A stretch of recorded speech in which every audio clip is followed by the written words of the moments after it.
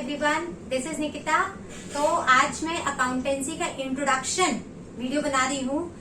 Class 10th pass out होने के बाद जब सबसे पहले क्लास 11 में हम लोग कॉमर्स स्ट्रीम लेते हैं तो most important and interesting subject होता है अकाउंट्स। तो हम लोग जो भी बच्चे 10th के बाद कॉमर्स साइंस अलग अलग जाते हैं, कॉमर्स का मतलब क्या होता है कि हमें बिजनेस पॉइंट ऑफ व्यू से सब चीज देखना है। तो ये अकाउंटेंसी आपका जो मेन सब्जेक्ट होता है कॉमर्स स्ट्रीम का, इसका मीनिंग क्या है? ऑल टुगेदर न्यू सब्जेक्ट है फॉर एवरीवन क्लास 11। तो अकाउंटेंसी का मतलब क्या होता है, किस पर्सपेक्टिव से ये सब्जेक्ट पढ़ी जाती है, एंड इसका एक बेसिक्स इस वीडियो में मैं बताने वाली हूँ। तो accountancy, what is accountancy? Account शब्द का हिंदी मीनिंग होता है हिसाब किताब पढ़ना। खाली हमें जो चीज हो रही है बिजनेस के अंदर, obviously we are a commerce student, हम सब चीज ही बिजनेस पॉइंट ऑफ व्यू से ही सोचते हैं। तो बिजनेस में ट्रांजैक्शंस होते हैं, उसका हिसाब किताब पढ़ना इज अकाउंट्स। वो हिसाब किताब या अकाउंट्स है। इस सब्जेक्ट के अंदर हम वही हिसाब किताब का एक प्रोसीजर, एक प्रॉपर थीम पढ़ते हैं। ठीक है, तो ये सब्जेक्ट क्या है? Accountancy is a subject of recording business transactions. सबसे पहले इसके अंदर बहुत नए नए टर्म्स आते हैं, नया सब्जेक्ट है। There are various new terms that you get to learn in accounts. तो सबसे पहले एक बेसिक टर्म से फेमिलियर हो जाते हैं समझने के लिए कि सब्जेक्ट्स को पढ़ना कैसे है, ये सब्जेक्ट में है क्या। तो अकाउंटेंसी का मतलब है बिजनेस का ट्रांजैक्शन करना। बिजनेस का मतलब समझते हो? What do you mean by business? Business का मतलब, अब बोलोगे हाँ सबको समझ में आता बिजनेस होता क्या, लेकिन डेफिनेशन पूछो तो किसी को नहीं आता what is business. Business is an activity where in trading of goods and services took place. Trading of goods and services, तो जो गुड्स एंड सर्विसेज का ट्रेडिंग करता है या उसको मैन्युफैक्चर करता है उसे बिजनेस कहते हैं। That is business. तो जब हम ट्रेडिंग करते हैं, ट्रेडिंग का मतलब क्या है? नया टर्म, एक नया टर्म और आया, ट्रेडिंग। ट्रेडिंग का मतलब क्या है? Trading means buying and selling of goods, चीजों को खरीदना और फिर बेचना। जस्ट लाइक अ होलसेलर और रिटेलर जो प्रोड्यूसर से माल लेते हैं और कंज्यूमर तक पहुंचाते हैं, वो ट्रेडिंग कर रहे हैं, उनका खुद का नहीं है वो माल, उनका काम है खाली खरीदना और बेचना। तो buying and selling of goods and services is called trading. And उसी ट्रेडिंग का ट्रांजैक्शंस बिजनेस के अंदर होता है, एंड उसी का रिकॉर्डिंग हमें अकाउंटिंग के अंदर करना है, ताकि हम बिजनेस का प्रॉफिट एंड लॉस असर्टेन कर सके कि मेरे बिजनेस में प्रॉफिट चल रहा है कि लॉस चल रहा है। एक नया टर्म और सीखे अभी, गुड्स। क्या होता है goods? What is goods? Goods is anything, any object you are doing business it. जो भी चीज का आप बिजनेस कर रहे हो वो आपके लिए गुड्स है। जैसे किसी का फर्नीचर का बिजनेस है तो फर्नीचर उसके लिए गुड्स है। किसी का स्टेशनरी का बिजनेस है तो उसके लिए पेन, पेंसिल, इरेजर, शार्पनर सब गुड्स है। तो anything you are trading in is a goods for you. तो जब हम इस गुड्स का ट्रांजेक्शन बाइंग एंड सेलिंग करते हैं उसे हम कहते हैं बिजनेस ट्रांजेक्शन। बिजनेस ट्रांजेक्शन, उसे हम कहते हैं ट्रांजैक्शन। ट्रांजैक्शन का मतलब होता है any activity which are measurable in terms of money is business. Any activity which are measurable in terms of money is transaction. ये सारे बुक के अंदर डेफिनेशन ये मिलेगा ट्रांजैक्शन का। हम लोग एक्चुअली जब अकाउंटिंग शुरू होता है ना, काफी सारा पहला 2 चैप्टर हमेशा थ्योरी में जाते हैं। तो ये थ्योरी को मैं खाली एक्सप्लेन कर रही हूँ, रीड आउट या बुक के अंदर से रीड आउट करिए, पढ़ के समझिए, लेकिन जिस दिन कॉन्सेप्ट समझ जाएंगे वो थ्योरी अपने आप समझ में आ जाएगी। ठीक है, तो ट्रांजैक्शंस के ऊपर इसके ऊपर एक और पॉइंट आता है। पहले होता है इवेंट। इवेंट का मतलब anything which happens is a event. कुछ भी हुआ, बारिश हो रही है is a event. Employ hire हो रहा है बिजनेस के अंदर, इट्स अ इवेंट। माल बेचा जा रहा है, दैट्स एन इवेंट। सारा चीज इवेंट है। Anything which happens is a event in a business. पर वो इवेंट जब measurable in terms of money हो जाता है, that is transaction.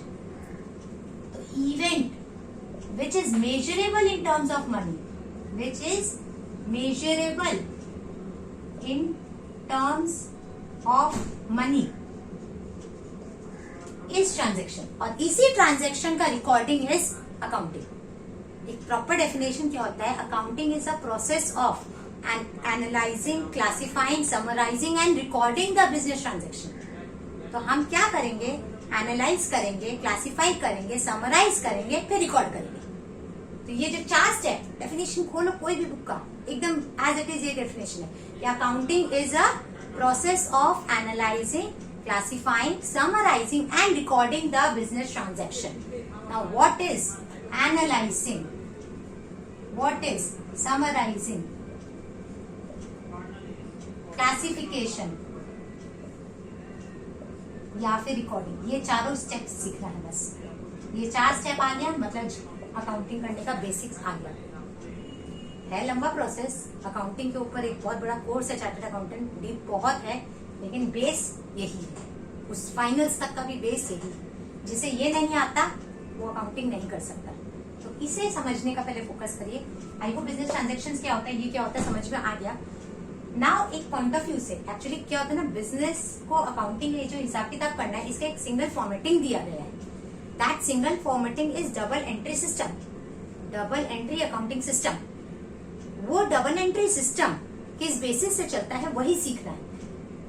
Common format भी देने का एक पीछे लॉजिक होता है, क्योंकि अगर बिजनेस कंट्री के अंदर इतने सारे बिजनेसमैन है, सोल प्रोप्राइटरशिप है, पार्टनरशिप है, कंपनी है, इतने सारे बिजनेस ऑर्गेनाइजेशन है, सब अपना अपना फॉर्मेट फॉलो करेंगे, तो जो उस स्टेटमेंट को देख रहा है वो कंफ्यूज हो जाएगा कि किस तरीके से लिखा जाए। एक कॉमन फॉर्मेट दे दिया गया है ताकि जिसके हिसाब से अंडरस्टैंडेबिलिटी इजी बैठे। 2-4 न्यू टर्म्स और सीखते हैं, फिर ये चारों प्रोसेस में आते हैं। बिजनेस के अंदर क्या होता है ना, ट्रांजैक्शन होता है, लोग खरीदेंगे बेचेंगे, अच्छा बात है। तो जब भी हम गुड्स खरीदते हैं तो हम 2 तरीके से गुड्स खरीद सकते हैं। जब भी हम गुड्स खरीदते हैं बिजनेस के अंदर, गुड्स का मतलब याद है जो चीज का मेरा बिजनेस है, तो गुड्स 2 तरीके से खरीदा जा सकता है या बेचा भी 2 तरीके से जा सकता है। और क्या तरीका है, गुड्स परचेज और sale can be on cash और ऑन क्रेडिट। कैश का मतलब दुकानदार में आया आदमी, खरीदा, पैसा दिया, चला गया, कैश ट्रांजैक्शन। मैंने खरीदा या बेचा in cash on a ready hand. Credit का मतलब होता है उधारी। उधारी मतलब हम अभी आपसे लेकर के जा रहे हैं गुड्स, हम आपको 15 दिन बाद पैसा देंगे। यानी हमने अगर गुड्स सेल किया तो जिस आदमी को सेल किया, समझ लो मिस्टर ए को सेल किया, मेरा बिजनेस का नाम है XYZ and company, SYZ and company मेरा बिजनेस का नाम है। तो मिस्टर ए को मैंने माल बेचा, और ये मेरा बहुत रेगुलर कस्टमर है, ट्रेडर है, ये भी मुझसे खरीदता है, किसी और को बेचता है। ट्रेडिंग बिजनेस में सब चलता रहता है, होलसेल में काफी लमसम पैसा, क्योंकि ट्रांजेक्शन बड़े बड़े होते हैं, 4-5 लाख रुपया, 50,000, 60,000, बड़े बड़े ट्रांजेक्शन होते हैं। तो ऑब्वियसली इतना रुपया हैंड टू हैंड कैश नहीं दिया जाता है, क्योंकि इनका भी साइकिल है। तो ये बोले कि मेरे को आप दे दो, मैं आपको 15 डेज के बाद पेमेंट करूंगा, क्योंकि ये देगा, मार्केट में बेचेगा, इसके पास पैसा आएगा तो ये तुम्हें पेमेंट करेगा। तो ये इंसान जो है ना, मेरे लिए डेटर है। ये इंसान को हम कहते हैं डेटर। तो debtor is anyone who to whom the business sold the goods and from whom the business owe the money। यानी मुझसे जिससे पैसा लेना है, मैंने माल उधारी में जिसे बेचा है और मुझे उससे पैसा फ्यूचर में लेना है, तो ही इज माई डेटर। इसे हम कहते हैं डेटर। सेम परचेज कर रहे हैं, हम भी तो परचेज कर सकते हैं, मेरे पास भी तो पैसा नहीं है, हम भी मेरे इंसान को बोलेंगे कि रुकिए मेरा इससे पैसा आएगा तो हम आपको चुका पाएंगे, कि मैंने भी माल बेचा, मेरे पास पैसा आएगा तब ना खरीदने का पैसा आएगा मेरे पास। तो ये जो इंसान होता है इसे कहा जाता है creditor. Means creditor is a person, creditor is a person जिसको हम लोग को पैसा चुकाना है, जिससे हमने उधारी पे गुड्स खरीदा है। समझ में आ रहा है? तो ये क्रेडिटर हुआ, ये डेटर हुआ। 2 नए टर्म और सिखाऊंगी, उसके बाद हम लोग एंट्रीज में आ जाएंगे। तो बेसिक अच्छा टर्म सीखना जरूरी है। अब वो टर्म होता है एसेट और liability. Now what is asset and what is liability? Asset का मतलब होता है anything which will have a long term benefit for the business. हर वो चीज जो बिजनेस को लॉन्ग टर्म बेनिफिट देगा, या जो बिजनेस के लिए फ्यूचर पर्सपेक्टिव का इनकम है, मतलब बिजनेस को उससे फायदा है, वो मेरा एसेट है। Asset is anything which generate future economic benefits in the business. Liability का मतलब मेरे माथे का बोझ जो मुझे चुकाना है। लाइबिलिटी का मतलब it's a burden on the business with the business owes to outside firms, outside people, however it may be. तो ये 2 कॉन्सेप्ट होते हैं बिजनेस के, देखने पड़ते हैं कि बिजनेस का एसेट कितना है, लाइबिलिटी कितना है। तो नाम से समझ में आ रहा है, डेटर से मुझे पैसा लेना है तो डेटर मेरे लिए एसेट है, लेकिन मुझे इसको पैसा चुकाना है तो creditor is my liability. Creditor is my liability. Debtor हुआ, क्रेडिटर हुआ, एसेट हुआ, लाइबिलिटी हुआ। बेसिक टर्म्स हम लोग ने सीख लिया। गुड्स सीख लिया। गुड्स क्या होता है? गुड्स इज अ समथिंग जो जिसका मेरा डीलिंग चल रहा है। बेसिक टर्म इतना ही है, आगे बहुत है। बुक खोलोगे तो 15-20 है। मैं भी इस वीडियो के साथ एक पीडीएफ अपलोड करूंगी जिसके अंदर काउंटिंग बेसिक टर्म्स डाले हुए हैं, आप उसको देख सकते हो। टर्म्स बहुत सारे हैं लेकिन बेसिक्स यही है, फिर करते करते आप लोग को आगे का टर्म्स समझ में आ जाएगा। आते हैं स्ट्रेट अवे उसके ऊपर कि अकाउंटिंग करना कैसे। अरे बहुत हो गया ज्ञानबाजी, करना क्या पहले ये बताओ।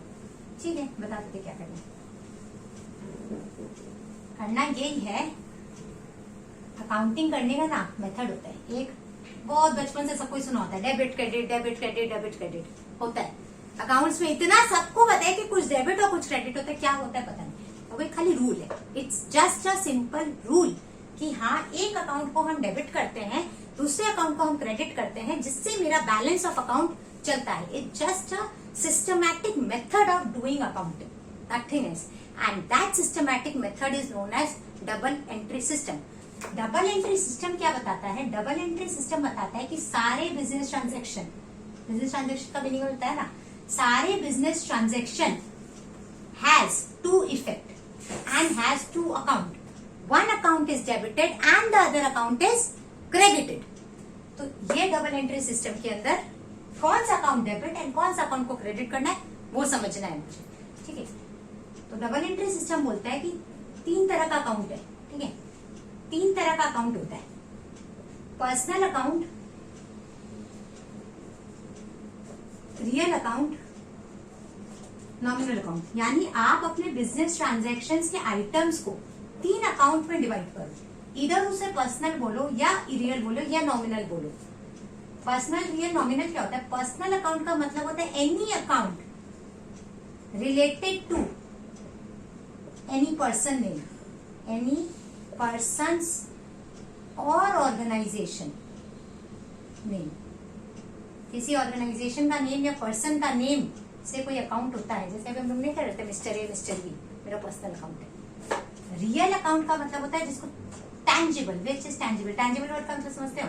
टैंजिबल मतलब which can be seen and touch, can be seen and touch, जिसे हम देख सकते हैं। ऑफिस में फर्नीचर खरीद के लाए, रियल अकाउंट है, दिखता है furniture, can be seen and touch. Cash real account है, तो कैश, फर्नीचर, स्टेशनरी सब रियल अकाउंट है।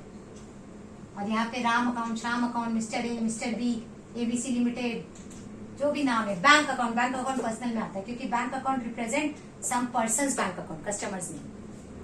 एक होता है nominal account which is related to income expense. Business तो इसीलिए है ना, उसमें खर्चा हो रहा है, इनकम हो रहा है। तो इनकम एंड एक्सपेंस से जो अकाउंट रिलेटेड होता है उसे हम कहते हैं नॉमिनल अकाउंट। एग्जाम्पल क्या हो सकता है इसका? सैलरी अकाउंट, हम सैलरी पे करते हैं, मेरे लिए खर्चा है। Commission account, salary account, rent account, advertisement account, जो बिजनेस के लिए इनकम या खर्चा। सेल अकाउंट, परचेज अकाउंट, सब नॉमिनल अकाउंट है क्योंकि डाटा रिलेटेड टू, वो दिखता भी नहीं है, किसी इंसान के नाम पे भी नहीं है, लेकिन it is related to income and expense. समझ में आ रहा है? तो ये 3 अकाउंट है, क्लासिफाई करेंगे इस 3 अकाउंट को और उसके बाद इसका रूल पढ़ते हैं। गोल्डन रूल क्या बोलते हैं? तो डबल एंट्री सिस्टम है। डबल एंट्री सिस्टम बोलते हैं कि एक अकाउंट डेबिट, एक अकाउंट क्रेडिट होगा, लेकिन ये सिस्टम के अंदर एक रूलिंग है, उस रूल का नाम है golden rule of accounting. Golden rule, सच्ची में गोल्डन ही है ये रूल। इसके बिना एक चार्टर्ड अकाउंटेंट भी कुछ नहीं कर सकता। जिस चार्टर्ड अकाउंटेंट को ये नहीं आता वो फर्जी चार्टर्ड अकाउंटेंट। ठीक है, एक बार गोल्डन रूल में आते हैं। क्या बोलता है गोल्डन रूल? बोलता है ना एक अकाउंट को डेबिट, एक अकाउंट को क्रेडिट। कैसे पता चलता?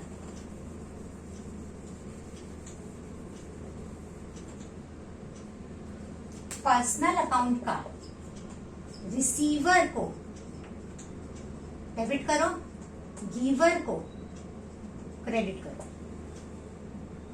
रियल अकाउंट में जो बिजनेस में आ रहा है, व्हाट कम्स इन डेबिट करो, व्हाट गोज आउट क्रेडिट करो। रिसीवर, गिवर मतलब पर्सनल अकाउंट बोलता है receiver the debit, giver the credit, या debit the receiver, credit the giver, whatever term you get to know. Second, real account बोलता है debit what comes in, credit what goes out. And nominal account बोलता है all income and gains, बोले थे ना this is related to income and expense, तो सारे income and gain को क्रेडिट करो और सारा एक्सपेंस और लॉसेस को डेबिट करो. That means debit all the expenses and losses and credit all the incomes and gain.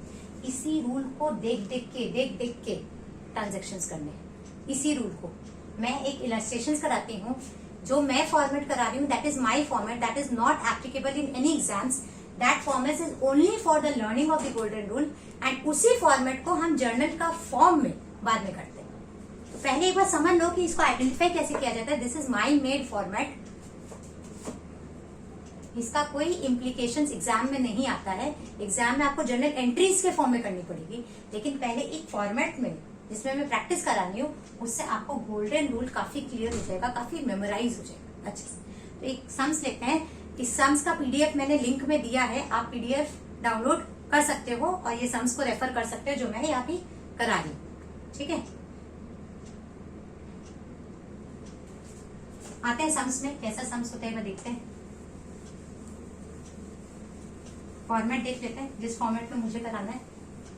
बाद में आप लोग को इसी का जर्नल सिखाऊंगी, पहले इसे प्रैक्टिस करना बहुत जरूरी है.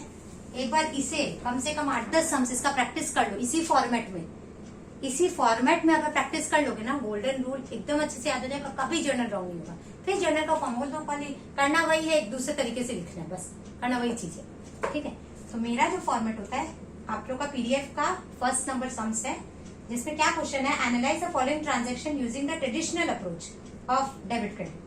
कहीं ना कहीं ट्रेडिशनल अप्रोच ही है. स्कूलों में सिखाते हैं, कुछ प्राइवेट टीचर्स भी सिखाते हैं, because this is very adaptive and learnable. लेकिन एग्जाम में ये फॉर्मेट में कभी आता नहीं. आप लोग को डिवाइड करना है. नेम ऑफ द अकाउंट पहला,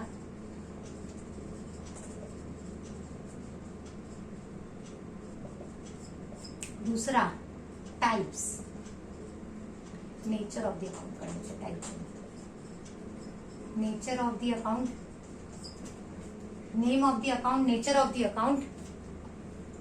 एक मिनट.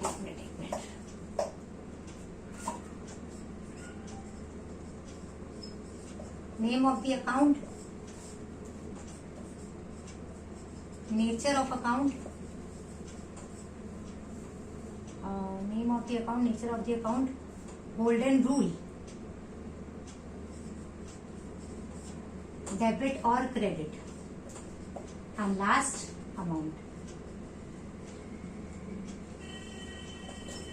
ठीक है, यहाँ पे ना साइड में मैं लिख दे रही हूँ गोल्डन रूल. आप लोग फिर से रेफर करेंगे ना इसी को. पर्सनल अकाउंट के लिए क्या बोलता है, debit the receiver, credit the giver.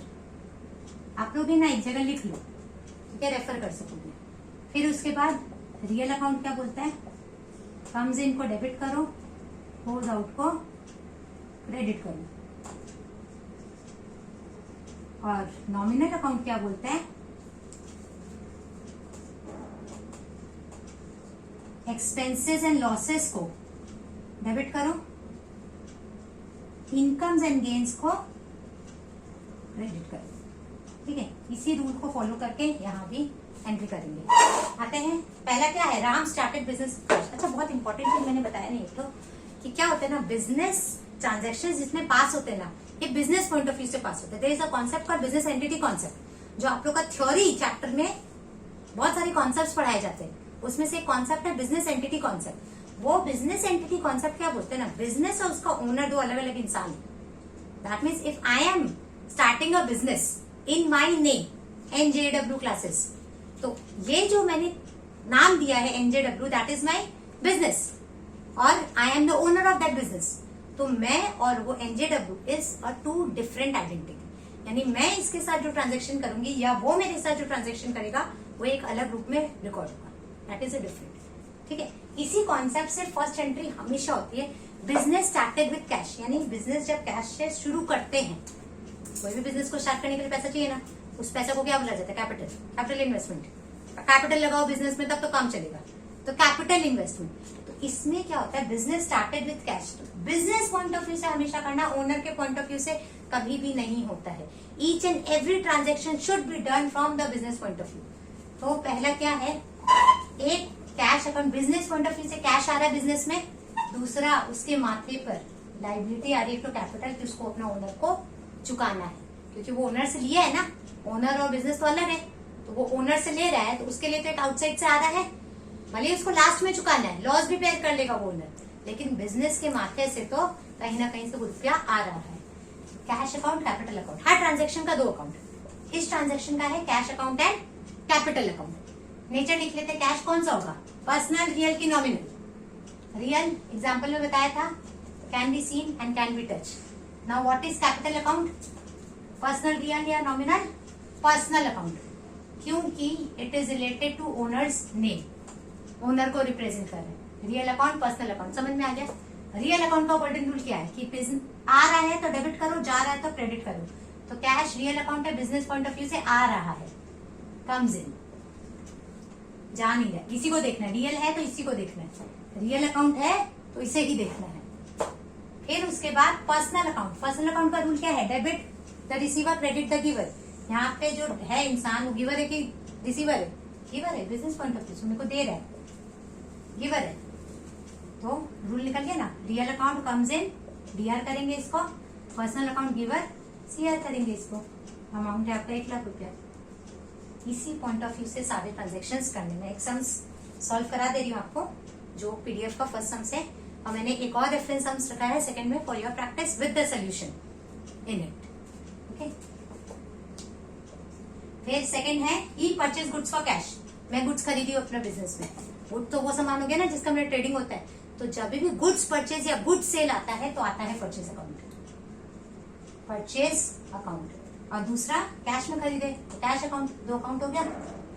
Purchase कौन सा अकाउंट होगा, related to income and expenses, तो नॉमिनल अकाउंट। और कैश तो है ही हमारा रियल अकाउंट। ये एक बार बाइफिकेशन हो गया अंडरस्टैंडेबिलिटी का, पहले ये आइडेंटिफिकेशन, फिर ये बाइफिकेशन, फिर तो सामने सामने बैठाना है। अब वो नॉमिनल अकाउंट है, एक्सपेंस हो रहा है कि इनकम हो रहा है, भैया परचेज एक्सपेंस है, परचेज इनकम थोड़ा है। कैश रियल अकाउंट आ रहा है कि जा रहा है, जा रहा है, परचेज कर रहे पैसा जा रहा है, तो real account goes out credit, purchase account expenses debit. इसी तरीके से आगे का पूरा करना है। Third, sold goods for cash, 2 account, sales account, cash account. Cash में माल बेचे ना, तो इस पर कैश रियल अकाउंट है लेकिन बिजनेस में आ रहा है, कम्स इन है, तो डेबिट। सेल नॉमिनल अकाउंट है मेरा, क्योंकि it is related to income and expenses and it is my income, income is credited 30,000 रुपया। डेबिट क्रेडिट समझ में आ रहा है कैसे करना है। Next 4 number, paid salary, salary दे रहे हैं बिजनेस में, सैलरी अकाउंट एक हो गया। दूसरा में बिजनेस से कैश जा रहा है, पैसे में देंगे ना सैलरी, सैलरी भी नॉमिनल अकाउंट है, एक्सपेंस है, तो डेबिट हो गया। कैश रियल अकाउंट है, बिजनेस पॉइंट ऑफ व्यू से cash is going out not coming in, तो इट इज क्रेडिटेड 5,000 रुपया। 5th number, withdraw cash for personal use. अच्छा, ये अच्छा चीज है। पर्सनल यूज मतलब ओनर ने ये जो पैसा लगाया था ना बिजनेस में 1 लाख रुपया, अब बिजनेस का ओनर का अपना कुछ काम है और उसने अपने बिजनेस से कुछ पैसा निकाल लिया, इसे हम कहते हैं ड्रॉइंग्स अकाउंट। जब बिजनेस अपना ओनर अपना पर्सनल काम से बिजनेस से पैसा निकाल लेता है, उसे हम ड्रॉइंग्स अकाउंट, कैपिटल अकाउंट का उल्टा अकाउंट है, रिवर्स अकाउंट। ये भी पर्सनल ही है, ओनर को रिप्रेजेंट कर रहा है। इस बार ओनर रिसीवर है क्योंकि ओनर पैसा लेकर के चला गया और बिजनेस से कैश तो गया ही है, रियल अकाउंट गोज आउट, तो ये डेबिट हो गया, ये क्रेडिट हो गया। गोल्डन रूल मिला दीजिए एकदम, ठीक है। और क्या है, cash deposit into bank. Bank कौन सा अकाउंट था बताए थे, बैंक कौन सा अकाउंट है, बैंक पर्सनल अकाउंट है।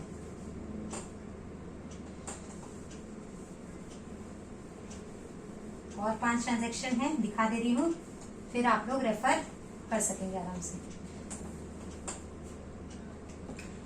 तो यहाँ पे जो दो अकाउंट इफेक्ट हो रहा है वो है कैश और बैंक। बैंक है मेरा पर्सनल अकाउंट, तो कैश डिपॉजिट हो रहा है मेरे बिजनेस से, तो कैश जा रहा है, कैश इस बार गोज आउट है, और बैंक पर्सनल अकाउंट रिसीवर है, तो debit.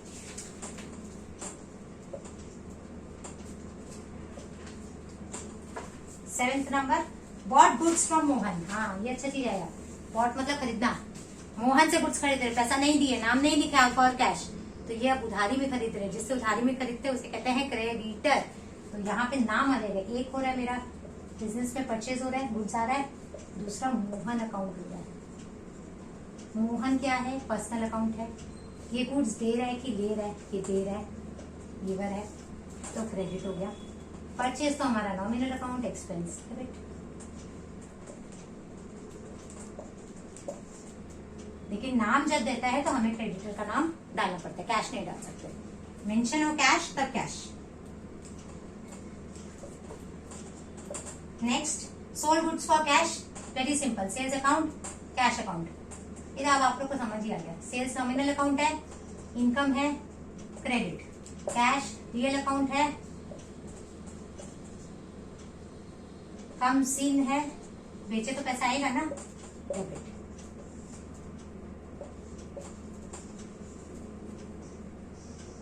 Last second, purchase machinery. हाँ, मशीनरी खरीद। मशीनरी क्या होता है? बिजनेस के लिए एक एसेट है, रियल अकाउंट। मशीनरी क्या होता है? बड़ा बड़ा प्लांट मशीनरी जो बिजनेस में खरीदा जाता है फॉर प्रोडक्शन पर्पस। तो वो मशीनरी, एक हुआ मेरा मशीनरी अकाउंट, दूसरा हुआ मेरा कैश अकाउंट। तो ये जो मशीनरी अकाउंट है ये मेरा रियल अकाउंट है, क्योंकि मशीनरी दिखता है, ये बिजनेस में आ रहा है, और कैश भी दिखता है जो बिजनेस से जा रहा है। comes in and goes out. Real account comes in is always debited and real account goes out is always credited. Last entry, depreciate machinery at the rate 10%. इसकी एंट्री मैं बता दे रही हूँ, पर ये जो एंट्री होती है स्पेशल जर्नल्स में आते हैं, इसका एक सेपरेट क्लास है, उसमें अच्छे से एक्सप्लेन करूंगी। पर एंट्री अभी आप लोग लिख लो कि डेप्रिसिएशन अकाउंट डेबिट, ये थोड़ा सा स्पेशल जर्नल्स जो होता है ना, इससे रूल को नहीं फॉलो करके ना एक मॉडर्न रूल से फॉलो होता है। इसका भी इम्प्लीकेशन इसमें लगा सकते हैं, लेकिन मोर रिलेटेबल मॉडर्न रूल से समझ में आएगा। इसीलिए आपको एंट्री खाली लिख लो, depreciation is a nominal account, expense debit, and machinery account is credited. इसका रूल नहीं बैठेगा यहाँ पे, because it has a very different concept. और ये स्पेशल जर्नल्स बोल करके सेपरेट चैप्टर है, उसमें समझाया, समझ में आता है, समझ में आया? तो ये मेरा मशीनरी अकाउंट में टिक्स लिख दूं क्या? मशीनरी अकाउंट क्रेडिट मतलब depreciation account debit to machinery account. ठीक है, आई होप आप लोग को ये कॉन्सेप्ट समझ में आया हो, और इसी से आप लोग को गोल्डन रूल काफी अच्छे से प्रिपेयर हो जाएगा। Do follow the link, do follow the page, and do download the PDFs for the practice sums and the solution itself with it. Thank you.